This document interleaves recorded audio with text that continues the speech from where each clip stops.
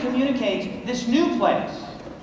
Wherever that place was, it may have been Fiji, or it may have been Mongolia, or it may have been China, or it may have been the southern tip of South America. If you've ever traveled to a place that was very, very different than the place to which you are accustomed, when you come back to your place, to your customs, to your people, to your language, to your smells, to your sights, and you try and communicate to people who exist in that world, your world, what that world was like, it's very difficult. True. And the more different the place, and the more exotic the place, and the more unusual the place, the more foreign, if I can use that language, the more difficult it is to communicate to these people. Is this making sense, everyone? Are we together? And so what you look for is a referent. A referent to some point of attachment, so that you could say something like this, well, you know how we fill in the blank, over there, they fill in the blank. And you know how we, and you have some point of attachment. And the more unusual the place, the more different the place, the more unlike what you are accustomed to, the harder and harder and harder it gets to find those points of attachment, to find those referents. What's the word, everyone? Referents. Now, Jesus faced this because Jesus had been to a place far different, in terms of its geography, but even more important than its geography, in terms of its basic structure. Jesus had been to a place and had come from a place that was totally, radically, completely, fundamentally different from anything to which the disciples and the rest of humanity were accustomed.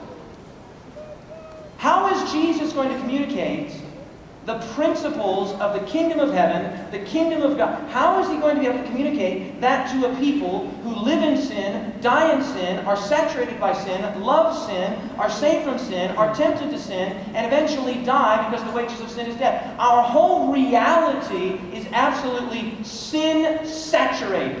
Are we together, everyone? Yes or no? Yeah. Jesus comes from a place where there is no sin. No rape, no murder, no genocide, no agendas, no oppression, no injustice. And here comes Jesus. We don't know how it happened, of course. It's impossible probably for us to understand the physics of the event. But Jesus, and there he is in Bethlehem's manger. And as he grows and he calls his disciples to himself, he faces the very difficult task. The monumentally difficult task. I would say, were it not for the evidences of the New Testament, the impossibly difficult task of communicating to the disciples, the fish, what dry is like. Now, to further complicate matters, the disciples and others already think they know what dry is like. So when Jesus comes down and says, the kingdom of heaven, they already think they know. They think they have a basic understanding of the kingdom of heaven. Their referent for the kingdom of heaven would have been the kingdom to which they were most accustomed, the kingdom of Rome. What kingdom, everyone? The kingdom of Rome. And we could spend time talking about Rome in terms of its breadth and its height and its depth and its intellectual sophistication, of course being the inheritors of the Greco-Roman world, the Hellenistic world. And we could talk about the military might of Rome and the cruelty of Rome and the sophistication of Rome and just the geographical swath that was Rome. And so in the mind of the disciples, of course being Israelites, subjected to this grand monolithic power called Rome, when Jesus uses the word kingdom, what word, everyone? Kingdom. When Jesus uses the word kingdom, their referent is Rome. When Jesus says the kingdom of heaven is, their referent is Rome. And we know this. The evidence in the New Testament that they consistently, even after the resurrection, there, Acts chapter 1, Jesus is just ready to ascend to heaven. He's already spent several days with them, 40 days with them after the resurrection. The heart that is just burning, the question that is just burning in their hearts, they're waiting with bated breath. They have to have this question answered. Acts chapter 1. Jesus, will you at this time restore, does anyone know it? The kingdom. The kingdom to Israel. This is after the resurrection. This is after having spent more than 3 years with Jesus, and the question that is just burning in their hearts, what about the kingdom, Jesus? Is this the point where we get to start lopping the heads off of the Romans? Because we're sort of looking for that. We're looking forward to that. Every time Jesus would speak of the kingdom, in fact, everything that Jesus would do would be filtered through the disciples' reference of what a kingdom was. A kingdom is Rome.